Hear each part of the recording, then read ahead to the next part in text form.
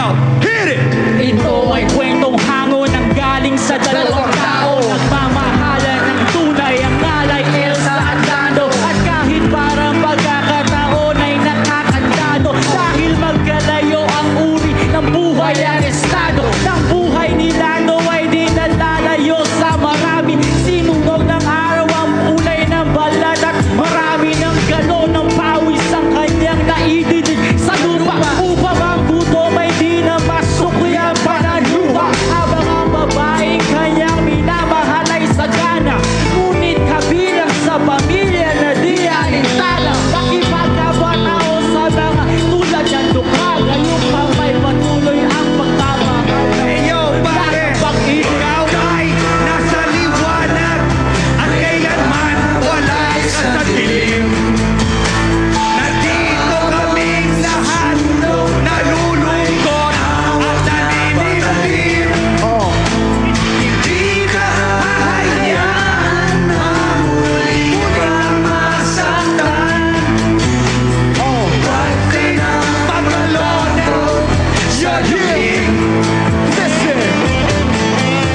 Kahit na anong bagay ang pilit na ihadla, at sino man ay walang makakapigil sa paghakbang ng mga paanan. Nais ay marating ligaya, niyayang magtanong di nagtubili na sumama. Hawak-hawak ang pangako't pangarap sa isa't isa, nagpakalayo-layo di na buhay na may kaba. Dahil alam nila na sa bawat isa'y nakalaan, at ang pagmamahal ang tangi nila sinasandalan. Wala nang ibang bagay pa silang mahihiling, kundi isang pamilya sa loob na apat na dingding, at isang bubong na maaaring tawaging tahanan. Bakit may pangit na kalagayan na kailangan daanan pa? Bawat kabahiwanan may nagwawalay sa dilim. Nandito kami sa sulok na lulungkot, hawak na padalim. Hindi ka hahayaan na muli kang masaktan. Huwag ka nang magalon sa dilim. Isang gabi ng Webes, lumubog na ang araw. Doon tayo magkita pasalubong sa siopaw, upang ating pagtanian pagdating ng hapunan. Meron pala nakaabang sa amin ang hamalasan. Eskinita si Ermita, may sumaksa kay Elsa. Sa tagiliran isang makalawang na lanseta, ang gamit upang makuha lang ang kanyang pitaka. Kami mahirap lamang, bakit di na siya naawa? Hindi ko na abutang buhay ang aking mahal, at hanggang sa huli hantungan ay nagdarasal. Bakit po ang laging lumalabas sa aking bibig? Palaboy-laboy di walang landas.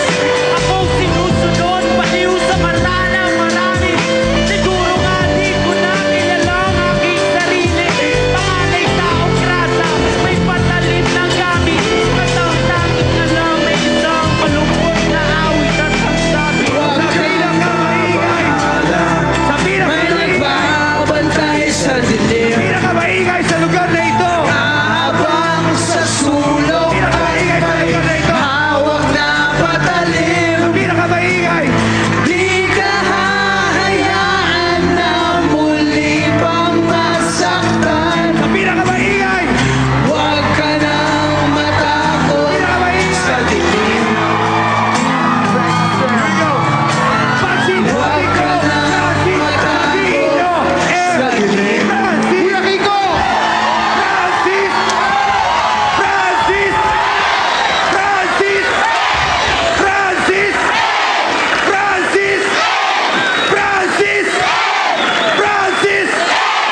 Break it down.